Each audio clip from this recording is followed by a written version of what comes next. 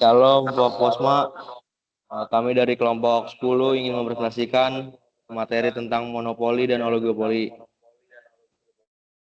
Sebelum mulai, perkenalkan nama saya Tommy Tenemar Paung dan teman saya Christian Rivaldo Sinaga, Antare Pandiangan dan Yohanes Paulus. Baik, selanjutnya ada monopoli dan oligopoli. Monopoli dan oligopoli merupakan dua bentuk struktur pasar yang memiliki karakteristik dan pengaruh yang signifikan terhadap ekonomi suatu negara. Dalam dunia ekonomi, pemahaman terhadap kedua konsep ini sangat penting karena dapat memengaruhi kebijakan publik, regulasi pasar, serta kesejahteraan konsumen. Buku Principles of Economics karya N. Gregory Mankiw yang menjadi salah satu referensi utama dalam paper ini, memberikan wawasan yang mendalam mengenai berbagai aspek terkait monopoli dan oligopoli, serta dampaknya terhadap efisiensi pasar dan distribusi sumber daya.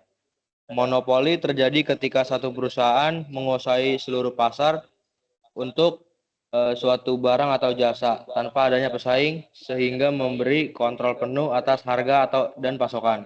Sementara itu, oligopoli adalah pasar yang dikuasai oleh sedikit perusahaan besar yang interaksinya dapat mempengaruhi harga dan keputusan produksi. Kedua struktur pasar ini seringkali menimbulkan perdebatan, terutama terkait dengan isu efisiensi ekonomi, kesejahteraan konsumen, dan kebijakan anti monopoli yang diterapkan oleh pemerintah. Selanjutnya ada pengertian monopoli. Monopoli adalah struktur pasar di mana hanya terdapat satu penjual atau produsen yang mendominasi seluruh pasar untuk produk atau jasa tertentu tanpa adanya pesaing langsung. Dalam monopoli, perusahaan memiliki kontrol penuh atas harga dan pasokan barang karena tidak ada substitusi langsung yang tersedia bagi konsumen. Kondisi ini memungkinkan perusahaan atau bertindak sebagai penentu harga atau price maker. Berbeda dengan pasar kompetitif di mana perusahaan hanya menjadi penerima harga atau price taker. Monopoli dapat terbentuk karena berbagai alasan, termasuk kendali atas sumber daya penting, regulasi pemerintah, atau efisiensi yang dihasilkan oleh monopoli alami. Selanjutnya ada penyebab monopoli. Yang pertama itu sumber daya monopoli. Ketika sebuah perusahaan memiliki kontrol eksklusif atas sumber daya penting, seperti bahan tambang tertentu, paten teknologi, atau hak kekayaan intelektual yang unik. Misalnya, perusahaan yang memiliki hak eksklusif atas tambang berlian dapat mendominasi pasar perhiasan tertentu. Yang kedua, regulasi pemerintah. Pemerintah memberikan hak eksklusif kepada satu perusahaan untuk memproduksi atau menjual barang tertentu. Contohnya adalah perusahaan listrik negara yang memiliki monopoli dalam penyediaan energi listrik untuk suatu wilayah tertentu. Yang ketiga, monopoli alami. Terjadi ketika satu perusahaan dapat menyediakan barang atau jasa dengan biaya lebih rendah dibandingkan beberapa perusahaan. Contohnya adalah perusahaan penyedia jaringan infrastruktur kereta api, di mana pembangunan jaringan paralel oleh pesaing dianggap tidak efisien secara ekonomis. Selanjutnya ada dampak monopoli pada ekonomi. Yang pertama ada penurunan kesejahteraan konsumen akibat harga tinggi dan kurangnya pilihan produk. Yang kedua ada peningkatan ketimpangan ekonomi karena keuntungan cenderung terpusat pada satu perusahaan besar. Yang ketiga ada potensi inovasi, tetapi terkadang kurangnya tekanan persaingan dapat membuat perusahaan monopoli kurang berfokus pada perbaikan produk atau efisiensi operasional. Selanjutnya ada keuntungan dan kerugian monopoli. Keuntungan. Yang pertama ada monopoli memungkinkan inovasi melalui keuntungan yang diperoleh, seperti dalam kasus hak paten. Misalnya perusahaan farmasi yang memegang paten atas obat baru dapat menggunakan keuntungan tersebut untuk mendanai penelitian dan pengembangan lebih lanjut. Yang kedua ada potensi investasi besar dalam penelitian dan pengembangan yang memungkinkan terciptanya produk baru atau teknologi revolusioner. Yang ketiga ada efisiensi dalam skala besar karena satu perusahaan menguasai produk, barang, atau jasa tertentu yang dapat menekan biaya operasional. Selanjutnya masih di kerugian. Yang pertama ada harga yang lebih tinggi dan kuantitas yang lebih rendah dapat merugikan konsumen karena monopoli tidak menghadapi tekanan persaingan untuk menurunkan harga. Yang kedua ada monopoli cenderung kurang efisien secara produktif karena tidak adanya tekanan persaingan yang mendorong pengurangan biaya atau peningkatan kualitas. Dan yang terakhir ada ketidakseimbangan dalam distribusi sumber daya ekonomi yang seringkali menguntungkan produsen tetapi merugikan konsumen dan masyarakat luas. Selanjutnya ada pengertian oligopoli. Oligopoli adalah struktur pasar di mana beberapa perusahaan besar menguasai sebagian besar pangsa pasar. Dalam kondisi ini, perusahaan-perusahaan yang terlibat menghadapi dilema antara bekerja sama dan bersaing satu sama lain. Ketegangan ini adalah salah satu karakteristik utama dari oligopoli.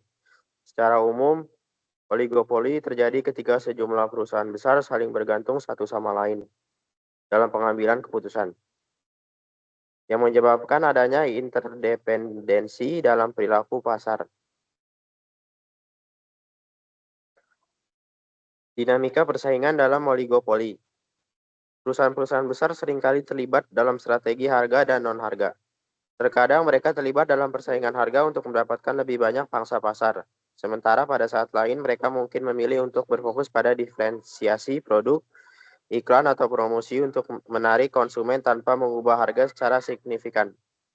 Strategi game teori sering digunakan untuk menganalisis perilaku perusahaan dalam oligopoli. Dalam konteks ini, model Prisoner's Dilemma atau Tragedy of the Commons bisa menggambarkan ketegangan antara berkolusi untuk memaksimalkan keuntungan bersama atau bertindak secara independen untuk keuntungan pribadi yang lebih besar. Meskipun kolusi dapat menguntungkan dalam jangka pendek, biasanya ada insentif untuk bersaing yang pada akhirnya mengarah pada harga yang lebih rendah dan lebih banyak inovasi. Perbandingan monopoli dan oligopoli. 1. Harga dan kuantitas.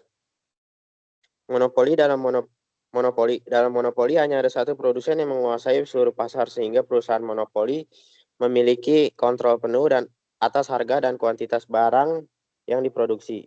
Perusahaan ini akan memilih harga yang lebih tinggi daripada biaya marginal untuk memaksimalkan keuntungan. Karena tidak ada pesaing, perusahaan monopoli dapat memanfaatkan kekuasaannya untuk menentukan harga yang lebih tinggi dari tingkat yang akan terjadi dalam pasar yang lebih kompetitif.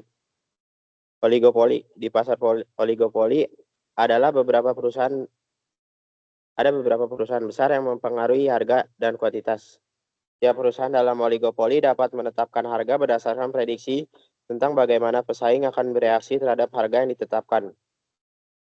Jika perusahaan-perusahaan dalam oligopoli berkolusi atau bersekongkol secara tidak sah, mereka dapat menetapkan harga yang mendekati harga yang ditentukan dalam monopoli, dengan menghasilkan kuantitas yang lebih rendah dan harga yang lebih tinggi daripada pasar kompetitif.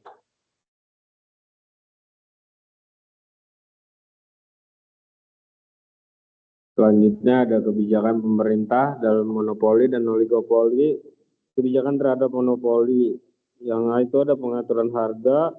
Pemerintah dapat memberlakukan harga maksimum atau price selling untuk mencegah perusahaan monopoli menetapkan harga terlalu tinggi yang merugikan konsumen. Misalnya pengaturan tarif listrik atau harga obat-obatan esensial.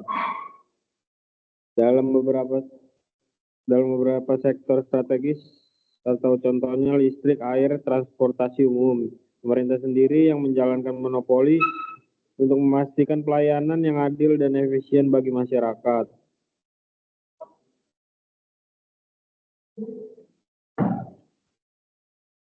Selanjutnya ada peningkatan transparansi pasar. Pemerintah dapat mewajibkan perusahaan oligopoli untuk memberikan informasi yang jelas kepada konsumen, seperti daftar harga, biaya tambahan, dan kualitas produk. Tujuannya adalah mengurangi informasi asimetris yang dapat merugikan konsumen.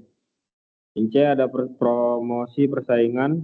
Pemerintah dapat mendorong masuknya perusahaan baru ke pasar untuk meningkatkan intervensi langsung. Dalam beberapa kasus, pemerintah dapat melakukan intervensi langsung untuk mengontrol output dan harga seperti yang sering terjadi pada industri energi dan pangan. Terakhir, kesimpulannya adalah monopoli dan oligopoli memiliki kelebihan dan kekurangan masing-masing dalam perekonomian. Monopoli dapat mendorong inovasi melalui perlindungan hak kekayaan intelektual, tapi sering menyebabkan harga lebih tinggi dan kuantitas lebih rendah daripada pasar kompetitif. Oligopoli menciptakan persaingan terbatas yang menguntungkan produsen besar, namun seringkali merugikan konsumen jika terjadi kolusi.